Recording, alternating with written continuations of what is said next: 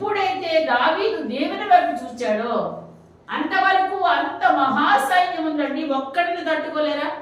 ఒక్కడి వైపు వెళ్ళలేరా? ఒక్కడి మీదకి వెళ్ళలేడంటే ఒక్కడు ఎంత మందిని ఛాలెంజ్ చేస్తున్నాడంటే వాడు ఎంత బలవంతుడై ఉంటాడు. అవునా కదా?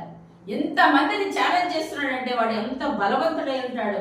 కానీ వాడి బలాన్ని దావీదు ఒక్కడే తక్కువ చేయడానికి కారణం ఏంటంటే దావీదుకి గొల్యాతు కన్నా దేవుడు గొప్పగా కనిపిస్తూ ఉన్నాడు. ఆకాశ మహాకాశముల పట్టజాలని నా దేవుడి దగ్గర వీడి పొడిగి ఎంత, వీడి చేతిలో ఉన్న ఈట బలం ఎంత, ఈట పొడిగి ఎంత అని చెప్పేసి అనుకున్నాడు. దావీదు ఒక్కడే దేవుని వైపు చూశాడు. మిగతా సౌలు గాని సైన్యము గాని దేవుని వైపు చూడలేదు. అందుకే వాళ్ళకు భయం పుట్టింది.